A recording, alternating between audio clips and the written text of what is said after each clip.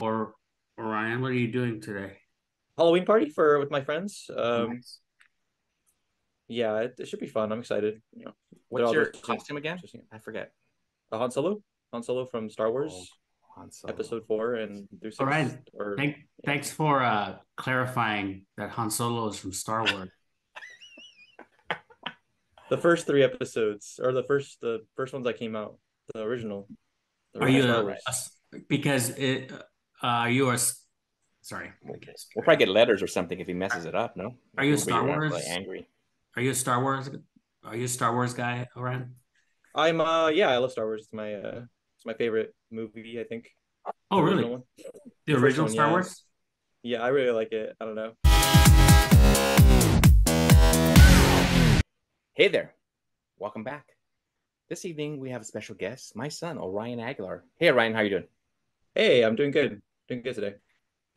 In the wonderful place called home, right? We're both, and you know what? I don't even see that we interfere each other. I don't think there's any double, feedback or anything like that. I think it goes pretty well, right? So I think I so. mean, Yeah, we have because a little he's in fancy. another room. So Now, okay, before we start, that earphone you have, that's for your gaming, isn't it, or is that just for podcasting? it is for gaming. But I have to use it for because I don't have speakers.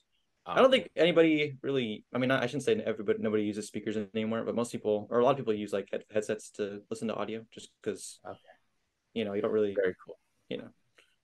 But Well, yeah, listen, Orion, we're here for Harry Potter, the movie, episode 1. You and I watched it this week, and Uncle Ruben's going to go ahead and give his input as well.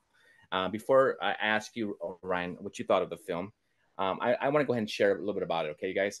This film came out in 2001, the same year Orion was born, just a little bit before he was born. This title is Harry Potter and the Sorcerer's Stone, directed by Chris Columbus, starring Daniel Radcliffe as Harry, Rupert Grant as Ron Weasley, Emma Watson as Hermione, and there's a cast of great other actors I'm not going to go into, right, from Maggie Smith to Alan Rickman and so forth. You guys, I'm going to say right off the bat, I really enjoyed it. And I'm going to tell you a couple of elements what I enjoyed. John Williams, I believe Orion and Ruben, I think he did the first 3 films, music, but the he music did. was so important. Because, when you read the book, and we'll talk about the book later with another guest, but that being said, the music really got me into it right from the beginning. And so this is a book, though, that I think needs to be made as a film because of all the visuals. In my mind, when I read the book, I was thinking, oh, how would it look in film? And this film did it. There's a couple of scenes, I'm not sure if you guys remember, where there's candles and flying in their, I'm not sure, like the dining hall, right? And things like that, I go, gosh, that sounded kind of cool. And one time there's pumpkins flying around and the ghosts swarming around. Yeah. I go, wow, this is just the visual effects are great. Now, remember, this is 2001. So if they did it today, which Orion is, am I correct? They're going to do it again? Is that what the rumor is? They're gonna do a TV show, and they're gonna do like each season. I TV think show. is a new year. Okay. So I like to maybe come back to that and see, compare the two, because the film 20 plus years, almost 22 years, or 22 years ago, it definitely got my attention. My imagination was going. I really enjoyed the acting. I felt like these young actors, Daniel Radcliffe, this is his first film. I think this is his first film. And that being said, he was Harry Potter. And I think that was a great choice. The other actors as well, they're so good. And the way they talked to one another and worked with one another, they were the stars of the film, obviously. And then, of course, you have these major actors like John Hurd, Alan Rickman, Maggie Smith, Richard Harris. Richard Harris played Dumbledore for the first 2 films, right? What a great actor! And then the gentleman who took his place, I can't remember his name right now. He did fine with the 3 through 8, right, films. But I really enjoyed it. I really enjoyed the acting. Away. Like I said, I really enjoyed just getting into. I was lost in it. And you know what? This is very different than many other books that a film was made after. This film, I felt, and you guys will tell me how you feel, Ruben and Ryan, but I felt like this film was really fair to the book. Almost not word for word, but it did a really good job.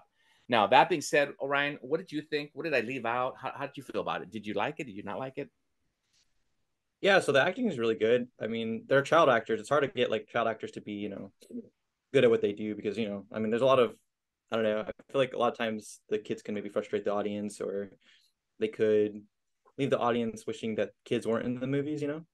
But this is a movie about I mean, the first book is he's a like sixth grade age, right? So it has to be a kid, and they all do really well. I mean, they're all really good at their parts. They all feel their parts.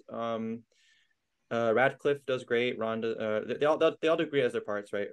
Again, um, What did you think about the aunt and uncle and Dudley? I thought they were pretty well suited, right? they're always portrayed very well. I mean, I know we're only doing the first movie, but I want to say that they all do good throughout the movies. I will say that, I mean, I know this isn't important to the first movie, but as the movies go on, the books are bigger, so they can't incorporate everything. But this one's such a short book that like they're pretty much able to get they get everything down pretty much. I mean, there may be a few things that they got wrong, but for the most part, Chris Columbus did a very good job of faithfully adapting this movie, and I think J.K. Rowling had her hands around it, so she was pretty involved, and I think that kind of helped a little bit too. Um, I like to say that I think the only I don't have a I don't know if this I didn't see it as a problem in this one, but I know eventually they kind of build up Ron as like a more goofy character rather than intelligent, which he's not the smartest guy in the books either, but he's a guy who learns to be a little more, I guess, he grows as a character, and I feel like they don't always show that very well in the movies, but in this movie they represent him pretty well. So Oh, I remember there's a whole part with the chess. It's yeah, like and that's a big piece. I mean, they that's what I needed loved him about to. it is Yeah. this. I'm sorry, but this movie did such a good job of showing all of their traits that they were good at. So this movie didn't have that problem that the later installments had, probably after the third movie, with Hermione and Ron kind of not being exactly the way they were in the books. But this one does great. Christopher Columbus does a great job. Um, the score, like you said, was great. I love the score. Which John Williams is great. Again, I know we're not talking about the future movies, but they do a great job replacing him eventually. But he's really good in the first three. He's amazing. Um, yeah, I mean, I feel like you touched every base. I would like to say that I think Alan Rickman's amazing in this movie, in all the movies. I guess he's always great. Um, a lot of these actors actually passed away too, and it was sad seeing the movie and seeing like, oh, John Hurt. I remember him also in Doctor Who and all those other movies, and he's so good, and um, but they all did great in this movie. Like it was an overall like solid adaptation of the book. Would you say that this film was similar to Star Wars? Like, as So in was it your generation Star Wars? You think? I think so. It has very similar fan bases, right? You have Potterheads, you have Star Wars. I don't know what they call Star Wars fans, but um they're very similar in what they and how a lot of people maybe interact. They like both of they like both of the franchises. Harry Potter though, and you guys are probably think this is a little strange, but I know Harry Potter and Star Wars are both kind of inspired. I think Harry Potter was, I don't know for sure, but I think they were all both kind of trying to tell kind of like a story of how like is it I don't want to say like Jesus Christ, but like kind of like the like I guess Jesus's rise to like prominence and when he was born and all that, like a kind of like a prophecy being You mean told in like the a Christian Christ figure in religion. a way? Kind of like that, yeah. You Hmm. know, obviously they're Okay. not perfect like Christ, Luke Skywalker and Harry Potter, but they're kind of meant to be a symbol of a symbol like that, in the universes that they share. So I think that's kind of interesting that they both were semi-inspired by that. I believe J.K. Rowling was. I know for sure George was, but yeah. Okay. So I thought that was kind of interesting comparison to. That's why I thought it was interesting that they were compared. So yeah. Excellent. How about you, Rube? I mean, what do you think of the film? Yes, I want to touch on what George Lucas's main inspiration was in a moment. Mm. I'm not certain J.K. Rowling is, but I'm pretty sure she was inspired by the same thing, by the same source material as George Lucas. But before I do, I agree entirely with Orion that I think the first thing you want to say about this movie, the strength of it, is the performances by pretty young actors. I don't know what it is. It seems like most movies can't pull this off in America, but it seems like in Europe they're able to do it. I'm reminded of several films that are European, but this one certainly. Of course, you mentioned Daniel Radcliffe and Emma Watson, who's good in everything she's in, and and the other child actors who had smaller roles, more minor characters, also turned in terrific performances. Man, Alan Rickman, he just simmers. His performance is so good, even when he just stands there and gives that look. You know, he plays Professor Snape, and he looks like a snake, but he's Snape. And then there's a little twist, of course, at the end, but with this character. And I want to mention too that I like that it's its own thing. There are probably fans of just the films and fans of just the books, and both, but you can watch the film and enjoy it without having ever read the book. And I actually think there are changes. For example, the scene where Harry manipulates the snake. I don't remember in the book where there are indications that he's a sorcerer early on before he goes to Hogwarts. I don't remember that too much. Here they show that in the movie, and I think it's appropriate. I think it's a good change. So I guess if I were to, so the movie is very good. I really get the sense of Star Wars towards the end. But before I get into all that, I will have a little quibble about a scene in the movie. Oh, I want to give credit. We mentioned Chris Columbus, the director, but to adapt source material into a screenplay is not easy. Many people have said it's even more difficult than to create something, out of whole cloth. But so Steve Kloves was the writer. He's also adapted Wonder Boys from the novel, and Michael Clavin, I think his name is. Ooh, I'm going through. Can't remember exactly who wrote that. Michael Chabon, that's who it was. And he also did the Fabulous Baker Boys. But there's a scene in the movie, the Quidditch match, right? I felt like it was very repetitive. And as I was watching it, I was thinking, I wonder how you can improve this, because it just looked like field hockey in air. And it went on, it was a pretty long sequence. And I'm wondering if maybe, I was thinking about this today, I was thinking maybe if they had changed it from the book and just give the different characters different spells and strengths.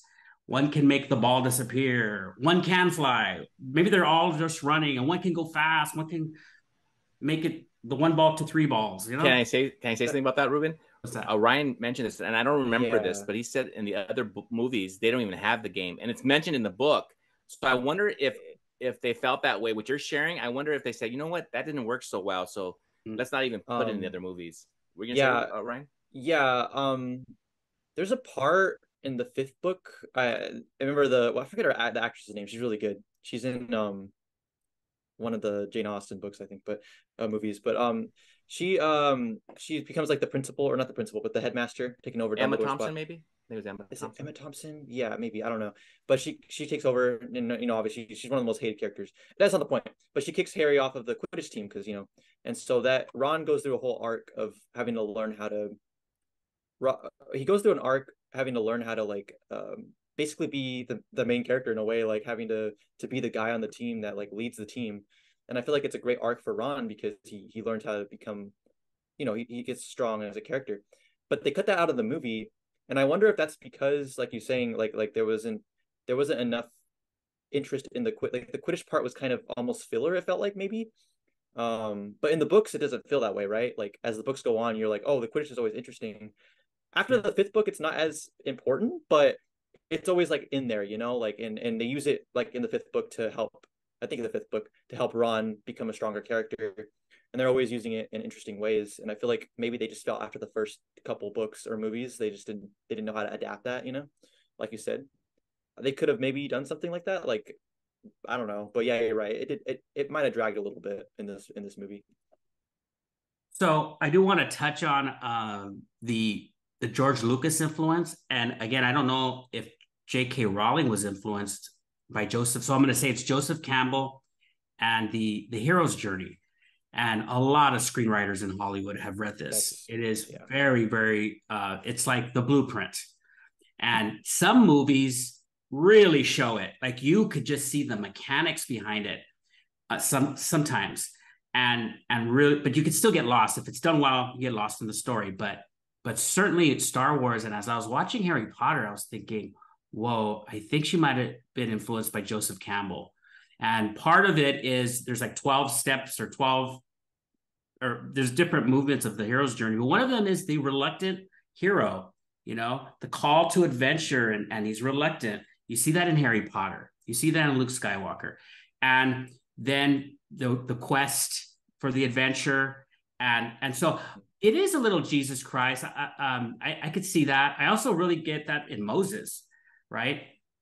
But then when you go to the battle, there's going to be rewards at the end. But I know I'm curious to see if J.K. Rowling was influenced by that. But you see this myth also, and you see that the public gets caught in this myth in these type of stories because Lord of the Rings, Infinity Wars. These are very mythical movies caught up in that hero's journey. For sure. Lord of the Rings probably was inspired by that too, no? I mean, I was going to say that if you could look at Harry Potter as the primer, like of understanding myth, you would show a child maybe Harry Potter, maybe preteen, and then you graduate to Infinity Wars. I don't believe in all those movies, but the Infinity Wars is excellent and it's very mythical. That was a good one. And then the final one would be Lord of the Rings, kind of like you graduate, you read Lord of the Rings and watch the movie. Maybe, I don't know. I was just thinking about that. Well, good movie. It's cool. Oh yeah, I think it's great that it sounds like all three of us enjoyed the film. I got to see it with Orion, and as we're watching, I go, wow, look at these actors, and we're just enjoying what's his name, Alan Rickman character. He just was great. But thank you for being with us, Orion, and thank the audience for joining us this evening for another episode of Pot and Deliver, where we looked at Harry Potter and the Sorcerer's Stone, and we will see you soon. Can I say real quick? Say something. Go ahead. Sorry, I just want to say I've seen this movie like so many times, and I'll probably see it so many times again. It's a good movie. I just want to say that. Just end it off. Like it's such a good movie. It's one of those movies that you see over and over again, right? Yeah. And not too many movies like that. So Orion has the look on his face. Orion has the look on his face as if he's watching something right now. He's watching the movie right now. Yeah, I'm watching the movie. No, I'm trying to like look at the screen and the camera at the same time, but yeah. All right, cool. Well, that being said, again, thank you for being with us. We'll see you soon on Pot and Deliver. Bye-bye.